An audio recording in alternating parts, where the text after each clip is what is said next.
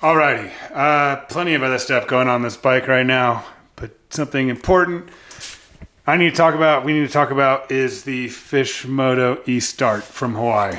I got a lot of flack. Fisch Moto was getting torn apart. At the end of the day, I'd say it was on us, myself and Gator. I wasn't here on the install, but we just want to do a breakdown, be transparent, because that's what everything I'm doing pretty much. There's not really any secrets here, obviously, because it's one-man show, sometimes two. So yeah, anyways, I'm going to take this cover off. The battery's unhooked right now, but just to make life easier, I'll take these two off first, just so there's no cables connected, and then pull off this whole cover. While I'm at it, I'll just take the shifter off too as well. So 8mm, kind of a pain to get to. Luckily I got a ratchet wrench, so gonna take off the shifter, just give some more space, power leads, and then there's a bunch of 5mm bolts holding this whole cover starter unit in place. So I'm gonna take those off now. Like I said, really not that much fun. There, it went easy now, so hopefully I can get it with my fingers the rest of the way off. Alright, shifter's off. One trick one of the Hawaiian guys showed me for attaching the ground. Normally it attaches on the inside of that bolt right here. If you loosen both these, you can put the ground wire a little bit further back. It's just a better contact, a hair more out of the way. Not that it's going to catch anything, but you never know. It's a little more fail-proof on a race style bike. So loosen both these and take this one all the way out to get the ground. Just like that. Put it back in so I don't lose it. And then up top's just a 10mm. Alright, so got the power off. Battery's already unhooked, so I wedged those wires out of the way. This is literally hasn't been messed with at Hawaii since I fixed it in the creek. So I'm assuming the oil in here is going to be absolutely horrid. Probably got some water in there. We were on race course, so it was don't judge me for what comes out of this, because it was not like this originally. And we'll get to the point of actually what broke. So I'm going to keep loosening these, and then I'll pull out the camera here in a sec, and we'll see how nasty it is underneath this cover from being in the creek. Well, I was trying to break it free before I pulled it all the way off so I can take a video of you guys as it came off, but yanked a little bit and then it instantly went. So you don't want your oil to look like that. Trust me, it's not good. So let me wipe this out a little bit, and then we'll kind of talk about what was going on there. Ooh, yeah, I need paper towels. This is getting bad quick. So, got things cleaned up a little bit. You probably cannot tell on this camera, but that flat surface there around the edges, there's a couple wear marks. Obviously you can see the machining marks, but there's some wear marks, and that, pretty sure I believe, is from these couple Allen head screws. There's those tiny little screws holding the starter gear to this like weight attachment piece. Sorry, I don't know the official terms and all this, but you can see that ever so slightly it was touching that cover. And this is a huge 10mm bolt in here. So on the stock bike, obviously this all just attaches to the flywheel. I'll pull it all off one step at a time. This was what was coming loose. We had everything torqued, but we'll get to it. There's a washer in here on the stock setup that should not be in the bike.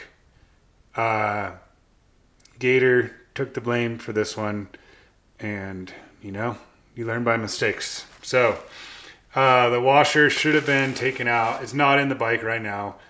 It's somewhere in my tub from Hawaii. I actually need to look for that, by the way, now that I think about it.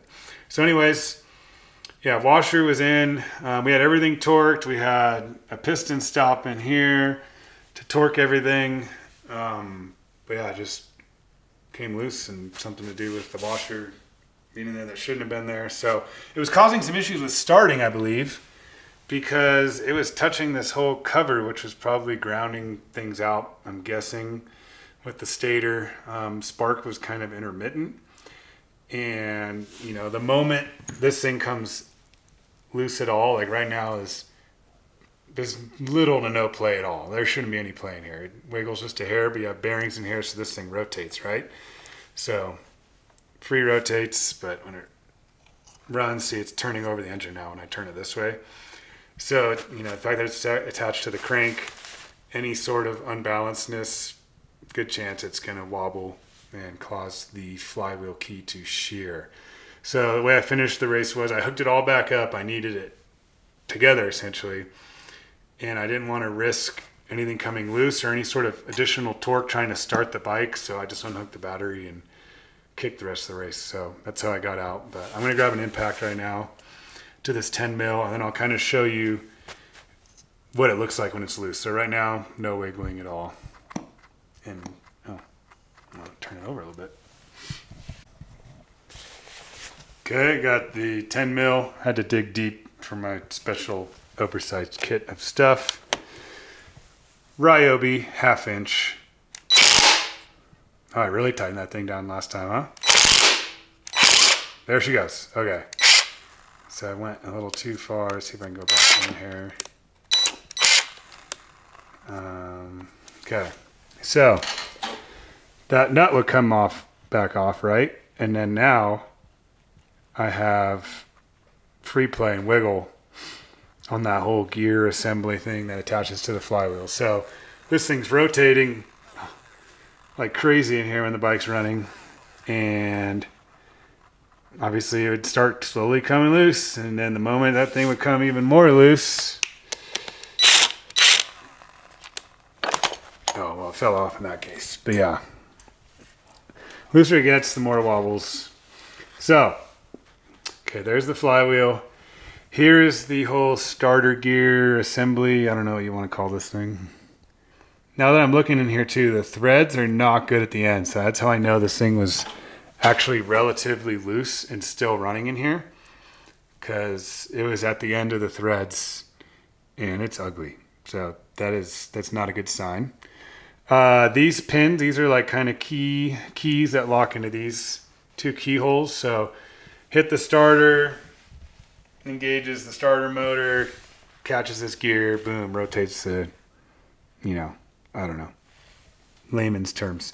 So the issue we had causing this failure was the stock flywheel washer sits right in there. So you have the stock nut and the washer sits in there. So now it's not probably getting the greatest contact surface if the washer was there. So that was it. That's basically what it came down to. And, you know, obviously now it's all figured out. Unfortunately, we had to learn the hard way, and it seems like maybe that it'll still work, but not ideal with the thread there. The thread at the end of the crank seems okay still. So I'm gonna get all this cleaned up, clean it out. But yeah, that's basically what happened. Washer shouldn't have been there. Everything was torqued and Loctited to spec, and you know, wasn't installed exactly correctly, and we learned the hard way. So that's it. I'm gonna clean this thing all out now and put it back together. But thanks, Fisch, for trying to help me out. Sorry I screwed this thing up. And now the cleanup process begins. Have some concerns about doing maybe some lapping compound on this flywheel. It should last, especially if I use some lapping compound and like get that perfect seal in there. But it definitely material was like kind of damaged a hair, but it should be fine once I smooth it all out and make it work. But yeah, got the stator out of the way, get all this cleaned up good, and we're back rocking and rolling.